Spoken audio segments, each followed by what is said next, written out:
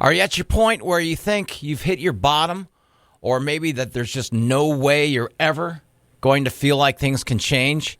I was like that. I really was. And I want you to know, my name is Bromo, by the way. I want you to know that there is a way out. Please join us for my podcasts. Without the ones like you, who work tirelessly to keep things running, everything would suddenly stop. Hospitals, factories, schools, and power plants, they all depend on you. No matter the weather, emergency, or time of day, you're the ones who get it done. At Grainger, we're here for you with professional-grade industrial supplies. Count on real-time product availability and fast delivery. Call, clickgrainger.com, or just stop by. Grainger, for the ones who get it done. All right, it's Bromo here. There is a way out. It is Tuesday, the 6th of February. There is a way out. This is my podcast. My sobriety date is 2/17/09. I am not an expert. I am an alcoholic. I don't have any degree or anything like that. I do have life experience. I have this podcast for one reason only, for anybody out there who may think, hey, you know what, maybe I drink too much. Maybe I have a family member that does. Or a neighbor or anybody that if you choose to listen to these segments, you might hear something that, might tell you there is a way out. And for that reason only, my strength of my podcasts are my guests. I finally got through all my sharing of my stories, and that took a while. But now when I bring my guests on, they're awesome. And my guest today is actually from my old stomping grounds in San Diego. His name is David Terwilliger. Did I say that right, Dave? Yes, you did. This guy, if you don't mind me mentioning our past. Go right ahead. He and I played Little League Baseball, and I was famous for striking him out like 16 times in a row, I believe. Isn't that right? And that's still the record out there? I'm sure it is. I'm actually just kidding. My dad was my coach for Little League, and David actually remembers my dad vaguely. You played for what team out there? I played for the Braves. It was, yeah. Yeah, I probably should have started drinking back then after I gave up a game-winning home run, and my dad threw the clipboard down in slow motion. Remember, here's how far this home run was. You remember our field, right? Oh yeah, yeah. Okay, in the back of the field was a little dirt lot where people played and threw rocks at each other and stuff. So there was a street that people parked their cars, and then right past the street, behind the street. Okay, so there's the field, there's the fence, the mobile home park, the scoreboard. Yes, there's the dirt lot, there's the street where people park, parallel, and then there's the mobile home park. Somebody smashed a home run off of me that went over the fence, over the dirt lot, over cars, into the mobile home. And as my dad, in slow motion, my dad, the coach, threw his clipboard down, and the kid who won the game was throwing his helmet up, as I went over to the shack. Remember the shack where we got our winners and losers treats? Yep. The crusty guy with about 1,000 Little League pins on his hat said, "Hey, congratulations, young fella." I said, "What are you talking about?" And he goes, "I've been here about 29 years, ding, and I think that's the longest home run I've ever seen somebody hit. What a wallop." And I said, "Well, I was the pitcher, but thanks." And then I took my soggy hot dog and I got the hell out of there. I just want to give you a little. So Dave and I played Little League back then. I don't think we ever met, but I remember the name. So you were on here. I saw your post earlier, and this is why I brought you on, because I can tell right away from your post how proud you are. Tell everybody how many days you have sober right now. I'm going on, it'll be 69 tomorrow. And I saw your tokens. They're awesome. Tokens now are given out, I believe, for 24 hours. Refresh me on these, like 1 month, such and such, 3 months, and then and then 6 months, and then every year, I think. Is that right? It's 1 month, 2 months, 3 months, 6 months, 9 months, and every year after. And let me tell you something. As you progress, Dave, I think you're a lot like me. You will cherish your tokens. You may come across somebody at one point, because some of the rule of thumbs in AA are, I once had a sponsor that told me you collect 3 tokens. You go to different meetings, you get 3 tokens from each meeting for your birthday or your 6 month or whatever. Mainly, I think it's for your 1 year or your 2 year. You get 3 tokens. 1 is from your sponsor, 1 is from like a best friend, and 2's from the newcomer. That's what you collect the tokens for. And when you have extra tokens, which you probably will collect, the cool thing is when you come across someone that's, 30 days sober, you might pass on yours as a gesture of, hey, way to go, buddy. You know what I mean? But you always save that first one you get as a reminder. I have mine at home, and somebody once told me, don't put them all on a keychain. It'll ruin your ignition. And I never really believed that. But I have them all at home, and I know you do. And I'm pretty winded right now. I'm going to shut up in a second. But I saw your post, and I can relate every single second of your excitement. You just went to a 7 a.m. meeting, didn't you? I go to one every morning. Isn't that terrific? Now, I have missed a couple in the last 69 days or 68 days, but that's just because I was feeling ill, real ill, not from any kind of hangover or anything. But, we as alcoholics, we still get ill once in a while. Oh, yeah. I hope you're feeling better, pal. You sure you're not still feeling sick over the time I struck you out 12 times in a row? You sure that we're past that? I'm sure one of those times I was sick. I'm going to blame it on that. Okay, so your love was alcohol, is that right? My love was alcohol. I had dabbled in my early years with cocaine a couple times and, some other drugs, but it was I just loved that first drink. Oh, it's hard to explain that to somebody. And of course, you know this term. We all call people normies. The normies are the people that will invite you over and they have 4 beers in the refrigerator and you ask them, why are those still there? Well, they've been there for about a week and a half. A normie is somebody who does not feel the urge or the compulsion to drink. But go ahead. So that's your poison. I hate to say that word, but that's your choice, alcohol, correct? Correct. Right. So and it was go ahead.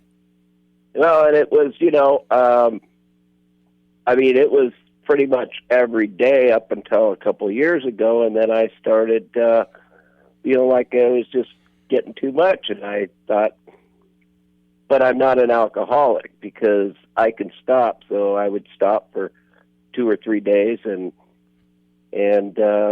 I'm not an alcoholic. Right. That's not an easy thing to say, isn't it? And it's pretty hard to... Right. Yeah. But then when I realized I'm an alcoholic is if you give me that one beer or that one drink, I couldn't stop. And I was off to the races. Let's define that. What do you mean you couldn't stop? I mean, you had to have more, you wanted more, you just did all that. Yep. You had to keep going, right? I had to keep going. Yeah. There was no limit. And as I'm getting older, I started in the last year, I started getting the blackouts. Oh, boy.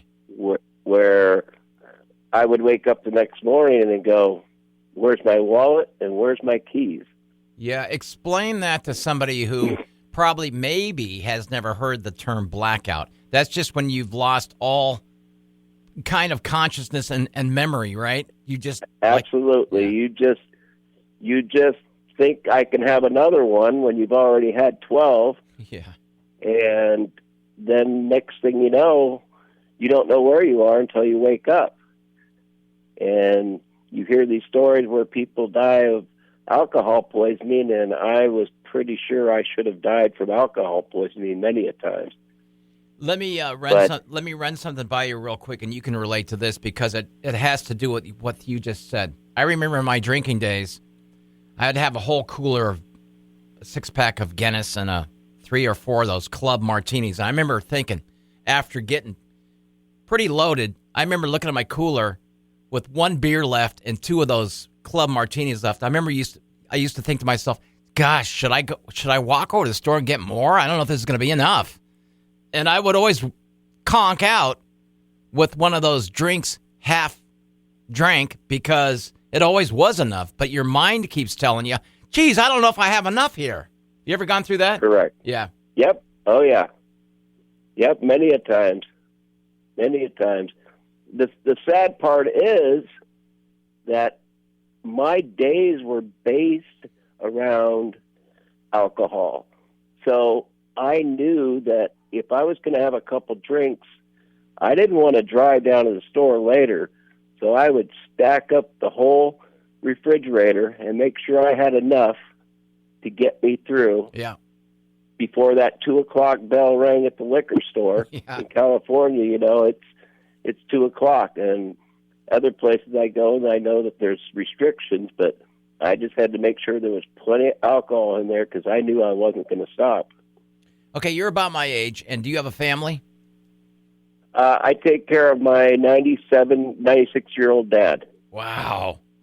So I pretty much don't have a life in the sense that I have to make sure he's good. So what do I do all day? I do have a business I run, but I have my nephew that goes out in the field, and I take care of it from the house. But I could find myself sitting here drinking and still run the business, no problem, if I stay at home and feel like I have nothing to do. Then, I'll just have a couple drinks, and it would never stop at a couple drinks. Next time you talk to your dad, ask him if he remembers the time he saw me strike you out 16 times in a row in Little League. He doesn't remember what he did yesterday. Oh, I'm sorry. It was a stupid joke by myself. No, that's okay. That's really amazing, though. Okay, do you have a wife? Two ex-wives. Okay. Was alcohol a part of the separation then, or were you drinking younger? And tell me when you started drinking on a regular basis, so I can get that. Well, I would have to say I was probably 16 or 17, and then I knew that it was a problem when I got to be 21, 22. Yeah. And I met a girl that worked at Der Wiederstitchel who was 18, a good Christian girl. And she said, well, you got to, and I smoked some weed at that time. And then she said, well, you got to quit that stuff and before you marry me. And I said, you know what? That's where I need to go in life. And so I quit for about a year and a half. And, well, she decided to go out and cheat on me. And there's little triggers in life with alcohol. Yeah. And that just kind of triggered me to say, well, I can start drinking around the house now. And she accepted it. But, life moved on, and then I began drinking, and boy, now it gets hard to remember way back then. But, eventually we lost a child, and then we had another child, and then I ended up getting divorced with her because we just knew it wouldn't work because I was too much on her case about where are you? What are you doing? And it just wasn't fair to her. Yeah. Right. So you're married now Moved presently. on to another. I'm not married now, no. Okay. But you told me there was a situation where one of your wives had said, look, Dave, you keep drinking, it's not going to work. I'm out of here, right? Yeah, well, then I met my next wife at a Pizza Hut, and she drank. And so we used to go out and have fun for a couple years and drink, and then end up getting married, and I drank during that and got the building swimming pools, and I was very good functioning alcoholic. Right. Looking back at it, and I wouldn't wake up in the morning and drink. I would go out, work my 8 hours, and then I'd come home and I would sit there and pop open a bottle or whatever, and pat myself on the back. What a great day it was! Made lots of money. Yep. And it got to the point where I was so good at it, I could wake up without a hangover the next morning and just go back out. And that's how I lived my days for many years until one day it just had to stop. She got tired of it.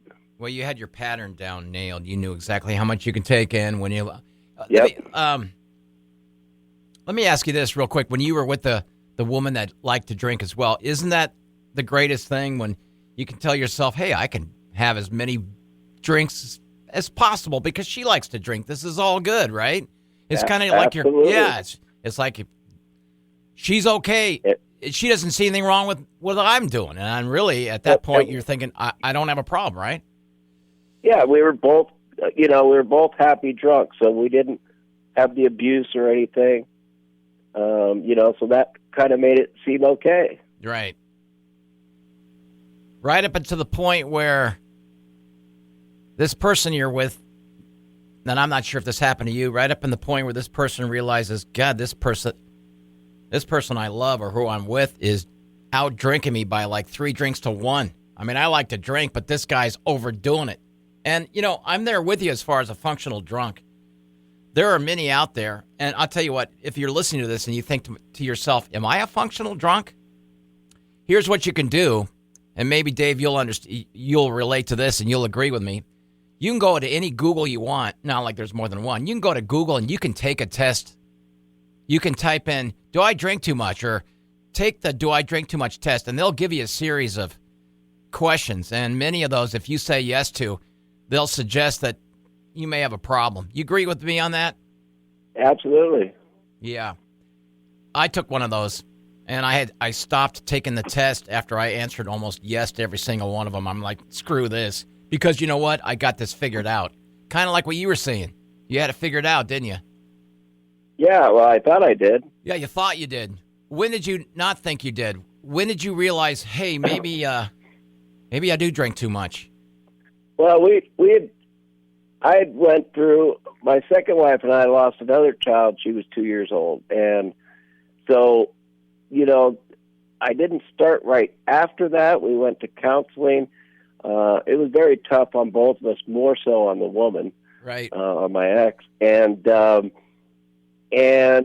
I don't know. I just at some point went back to drinking, and she didn't like that, but she really, didn't have a choice, right? Because I was going to do it, right? And then at some point, she just said, "This has got to stop," and so I that's when I decided it's got to stop, and I quit for 8 years.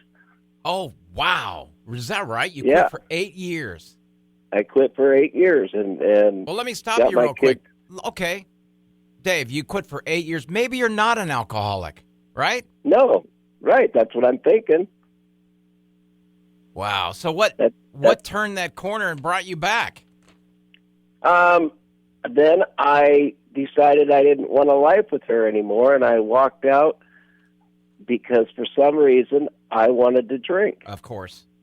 And I knew that she wouldn't allow it, and it was just tough for losing a child. We'd had another child since that turned out perfectly fine, but it was just a trigger thing that I needed something different in my life, and I unfortunately thought it was the alcohol. And I'd lost my mom, and my dad was lonely, and I said, I'll just go move in with him for a month or two, and that was 12 years ago, and that turned out to be a good thing in the sense that I was away and done because I just couldn't handle my wife anymore because it was just long stories. But came over here and kind of found a party situation with being here and living with him, and I could go down to a bar and meet some people, and there I am. I'm started up again. Right. And then before you know it, you're back into the full circle, correct? Yep. And I really didn't have, for the first 5 years, I didn't have anything to worry about living here. And then as he's now gotten older, I've had to stay here a lot more. And then I started getting pity on myself, thinking, I don't have any life. I got to sit around and watch him. My brother took off and went to Idaho. Yeah. So it was, then I start throwing all this pity back on myself and drinking more. And so it got pretty much to where it was an everyday thing. And, then I started to slow back down again and say, I was starting to lose people at the bar that I was friends with. And, the bar scene gets old. What do you mean lose? They were leaving. I'd seen less and less of them, and some were dying, and some were, just in bad situations. And the new people, couldn't be friends. I don't want to say couldn't be friends with, but it was a lot younger crowd. No, true. But that's interesting what you said. That's very dramatic what you said, but it's true. They were dying. Some were dying. They were dying. Yeah. Yeah. I don't know if you remember Mark Peterson. That name sounds familiar. I may have struck him out 12 times in a row, but no, did he Yeah, play? and Chris Peterson. And Oh, are they they gone? were, they gone? and then, of course, you remember Mark Lewis. I do. Lewis, Yes. What happened? Yes. Mark Lewis was going to be he got picked for a National League baseball team, Yeah. scouted in Little League, and was on so much heroin Oh, jeez. that he was top rated, and he just blew his whole life away. Is he And still? I should have learned back then, Yeah. but Oh, I remember. but alcohol is it's legal. Yeah. Oh, And, yeah. And that's the big problem with alcohol. It's legal. It's around every corner. At least here in California, you can't go in 2 blocks and not see a liquor store. Alcohol and heroin will drop you dead. Yep. Let me ask you this now. And I remember Mark Lewis. He had a fastball that scared the hell out of all of us. God. It ripped my hand off every time I tried to catch it. Oh, my God. When did you finally realize, and this is my favorite step, of course, my favorite step, we admitted we were powerless over alcohol, that our lives had become unmanageable. When did you realize you were 100% you wanted to surrender? Probably a year ago, waking up in the hospital. Yeah. I had worked my ass off all my life to buy my Corvette. Flew to Idaho a couple of years ago during COVID. Bought this 2018 C6 Corvette. Drove it back to Vegas.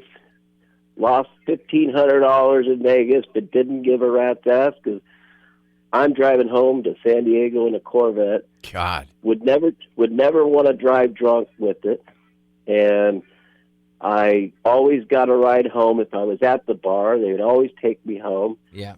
And my brother and I were having ins and outs, even though he lived up there, and decided to go to the bar and drink because he was coming in town to see my dad, and I wanted nothing to do with him.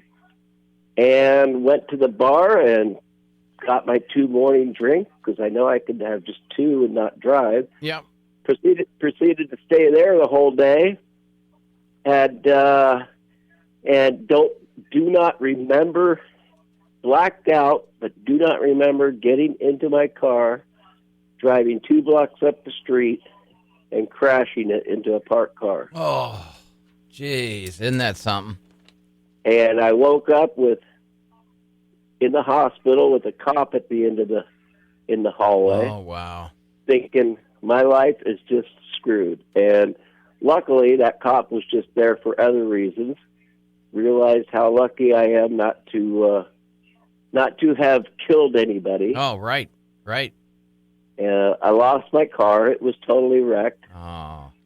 So, but at that point, I said, something's got to change. But they wanted to throw an ankle bracelet on me, and I had to do it for a month, but I was in denial because I thought it was just one bad day. Yeah.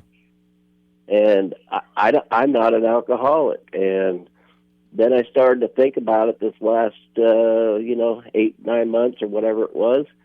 And on December 1st, I just woke up after having a binge night. Yeah. Said, I got to do something, and I can't do this by myself. I've tried, and that's when I first went to a meeting, and oh my gosh, my life has changed 180 degrees. So let me ask you this. Are you an alcoholic?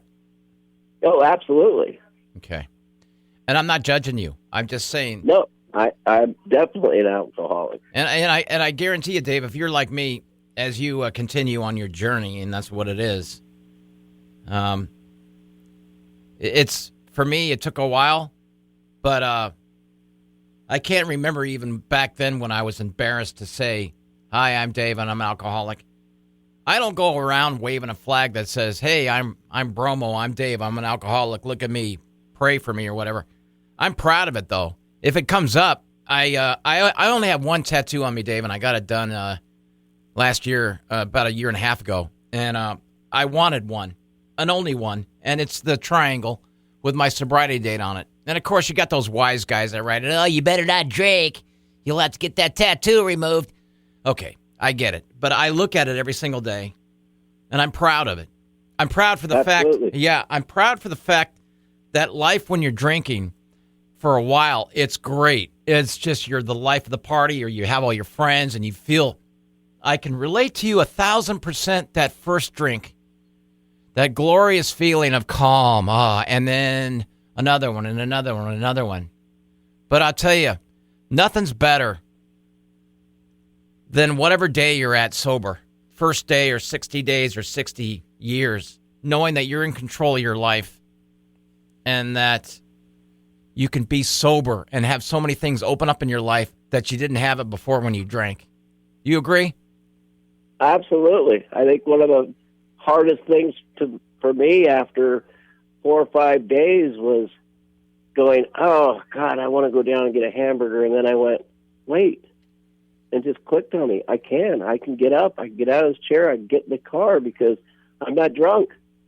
Yeah. And I can go down to the store. And the freedom, it just opened up to me. It's like, and my whole life was based around when I would go to Vegas, I'd say, okay, do I have enough of this? Do I have enough of that? Oh, yeah. And everything was geared around the alcohol. Yeah. I was taking my kids to Disneyland when I was young. I had to make sure I had plenty in the cooler for the hotel room. Oh, yeah. You know? Yeah. You know, and if I ran out, oh my gosh, there was an emergency. So, you know, it was the freedom now is just unbelievable. I can get up in the morning and just get in my car and go where I want and do what I want. And, you know, and I still try and keep contact with some of my friends that drink, and I don't try to alienate them like they're bad people. I'm the same way, right. Same way, Dave. I'm the same way because they'll tell you, counselors or whatever, they'll tell you, hey, you got to lose your old friends. I don't agree with that in a lot of ways. I really don't. I agree with that for the fact that somebody may be using heroin around you and they're trying to... Right. But with alcohol, come on. I mean, with the normies who drink alcohol who don't have a problem, that's not their fault. Right. And I don't go really out with them, but right. I still will text them and talk to them. And you know, and I've had a couple people, when I post things on my Facebook, text me and go, I've had one girl go, Dave, I'm having a problem. Can I meet you at the meeting? Yeah. And sadly, she didn't show up. Yeah. But I didn't get back on the phone going, where are you? You need to be here, blah, blah. You know, she's got to make those decisions. I was just going to ask you, why don't you do that? Because you know out of experience, you can't force someone to go. Nope. You've learned that yourself, haven't you? Yep. You have to be ready. And I've had people tell me, don't you think you're drinking a little too much? And I said, no, I go every 2 or 3 days and I don't have a drink. I'm not I'm not rock bottom like a lot of these other people. Oh, yeah. So I'm just fine. But, you know, I just had to finally, you know, the light bulb went off and no, I'm not just fine. Let's talk about how glorious it is when you wake up in the morning and you realize you're going to a place where you're at home instantly. Whether it's your first time, whether you go every single day, I'm talking about your meeting place. It's the greatest feeling when you go into a meeting, no matter who's there. If you see a newcomer, you're at home. Absolutely, without a doubt. Unbelievable. I can't tell you. I was young and I went skiing for the first time. And that's the first time in my life and I wasn't drunk. And I went on that slope and I went all the way from the top to the bottom to the mountain. And I thought, wow, I just experienced my first natural high. And I can totally relate to going to my first meeting the same way. It was like, and I only had to do 2 meetings a week now in my sobriety and I didn't have to do AA. The court allowed me to do anything I wanted as far as it was what they'd call a self-help meeting. Right. And I wasn't sure I wanted to do AA because I wasn't sure I wanted to stop, but I knew I needed to. And I'll tell you, they have these the state of California throws these little programs. I have to do once a week thing, and they mean nothing. It's just a bunch of people talking about their lives. Sure. And half of them have quit, and some of them haven't. But I've gone into this AA, and it's about real people, and it's about real people who've been in the dump, that have been homeless, that live in halfway houses.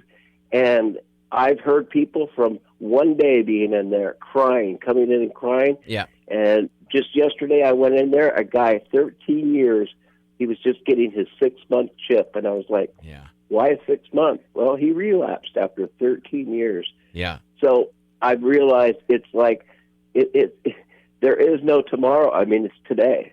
And, you've got to live for today. And you don't know what's going to trigger you tomorrow. So you just got to be stronger each day. And I'll bet you can relate to this. Doesn't matter how many years of sobriety or minutes or months, but I've heard and I've read in the book where someone has gone 20-something years, solid sobriety, and out of nowhere, there's a crazy trigger. They say, you know what, that sure looks good, or you know what, maybe they've had a really bad day or something traumatic happened to them. They fall for a second. They take that first drink. Literally, I don't know how many minutes, hours, days later, they're right back to where they were 20 years ago. Absolutely. It's the most baffling, insane, scary, dangerous disease there is, and it's out there. And what you're doing now, Dave, for yourself and for others, I hope you share a lot when you go in, because you sound like a kind of guy that is proud to be where you're at right now, and you should be. I hope you share. Absolutely, and if I can just save one person, that's all I need to. If I can just save one person, have them reach out to me and say they need help, then that to me makes it worthwhile. This is why I do this podcast. I could care less for if anybody comes up to me and pats me on my back or anything like that. I don't do it for a vain reason at all. And I think you know me pretty well. I do this because of anyone who may be on the fence. I think the greatest compliment that I ever received nowadays, back in the old days when I was on the radio in San Diego and I thought I was a big shot, the greatest compliment would be someone come up to me and going, Bromo, you were funny. I heard that bit on the radio. You're a funny guy. Well, I'll tell you what blows that away is now when I get someone that reaches out to me and says, I'm still sober because I heard you speak at the Freedom Ranch 5 years ago. Man, I'll tell you, that's the greatest compliment of all. Sure. Yep. And that's what you have going on for you, Dave, right now. You have that power over this podcast, and when you go to your meetings, you have that power with the newcomer or anybody that wants that life that you have. Isn't that a terrific deal?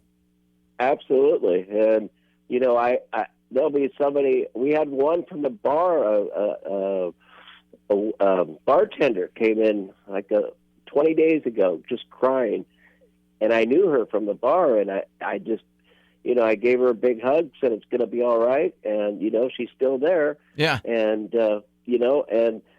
people hurt inside, and people need some place to get it off their chest. And I've just found AA.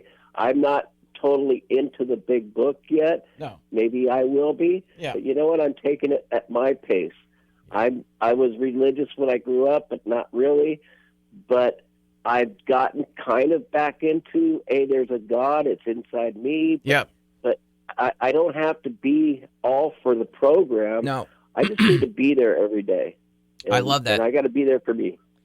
I love that, and it's a great attitude, because when I was going through rehab, they told us you need a higher power, whether that's a doorknob or whatever, Right. and it's not forced on anybody. And also, taking the steps is a very slow, methodical deal, because I wanted to do it right.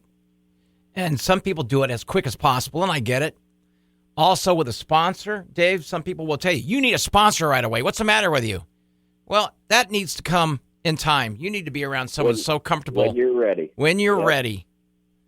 So what'd you say again? 68 days? I saw your post. It's marvelous. I'm proud of you. I reached out out of a whim because I'm trying to make my guests different in how long they've been sober, or I had someone on with me yesterday. She works with sober women, and I wanted to get that side of it. So I appreciate your take and your journey. It's pretty fabulous, isn't it? Well, anytime, buddy. Yes, it is. And like I said, I'm looking not forward to 90 days. I'm looking forward to tomorrow. Yeah. And and that's what it is. It's one day at a time. And like I said, I'm doing it my way. And if people don't like the way I'm doing it or not doing it right, the heck with them. I mean, whatever keeps you sober. Whatever keeps me sober. Do they still have Longhorn, that Longhorn bar or Longhorn restaurant? Yes, oh do. My God, the greatest hamburgers on the planet. Yep, they are. Oh, we used to go in there as a kid, and we'd listen to the Padre game on the way over there, and number 11 Enzo. Remember number 11 Enzo, Hernandez. Oh, yeah, number 11. Well, Big Louis Kelcher, that's where he used to go after Charger games. Oh, really? Oh, my God. Yeah, he'd go there right after Charger games and have his big couple of beers after Charger games. But in case you haven't figured out by now, this is David Terwilliger. This is a guy that I went and played Little League with. This is in Allied Gardens in San Diego. That's where I grew up. My dad was a coach. And we never met, I don't believe, even as the years went by. But here's the thing. We both know each other now because of our disease. And you are on the right path, my friend. And I'll tell you what, your journey is going to... let me ask you this, and tell everybody real quick, and then we'll finish this up. How great is your journey, and how many rewards come to sobriety? A ton, right? A ton. A ton. And it's a great journey in that every day I get to wake up, feel alive, and I get to go to my meetings, and I get to meet new people every day, and I have something in common with them. And it's that disease that you talked about. Yeah. And it's something that we can hit it right off and start talking about if we need to, or we just know that we're both there for the same reason. Absolutely. Guess what? You're doing it your way. Yep. Hang on with me real quick, buddy. Thank you, Dave, so much. I appreciate it. It's another reason why I have this podcast, There's another great guest right there. Once again, there is a way out for anyone who is on the fence, who thinks they may drink too much, have a family member, a friend, or anybody who thinks, yeah, I may be an alcoholic. Have them listen to this. Thank you for listening. There is a way out. Hey there. Did you know Baker's always gives you savings and rewards on top of our lower than low prices? And when you download the Baker's app, you'll enjoy over $500 in savings every week with digital coupons. And don't forget fuel points to help you save up to $1 per gallon at the pump. Want to save even more? With a Boost membership, you'll get double fuel points and free delivery. So shop and save big at Baker's today. Baker's, fresh for everyone. Savings may vary by state. Restrictions apply. See site for details.